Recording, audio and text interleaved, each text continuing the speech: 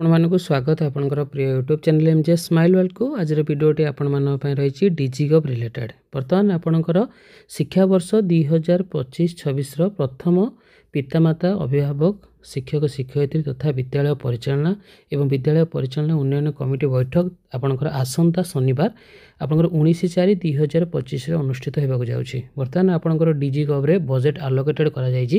ବର୍ତ୍ତମାନ ଆପଣଙ୍କର ଫଣ୍ଡ ଆଲୋକେଟେଡ୍ କରାଯାଇନି, ତ ବର୍ତ୍ତମାନ ସୁଦ୍ଧା ଆପଣ यार पीपीए जेनेरेट करें नहीं, किंतु बर्तमान आपंकर बजेट आलोकेटेड कराए जे देखा आपंकर एटी माय मॉड्यूल्स रही माय मॉड्यूल्स उपर आप क्लिक करेंगे। क्लिक करने डैशबोर्ड पेज को जी डीडीओ डैशबोर्ड।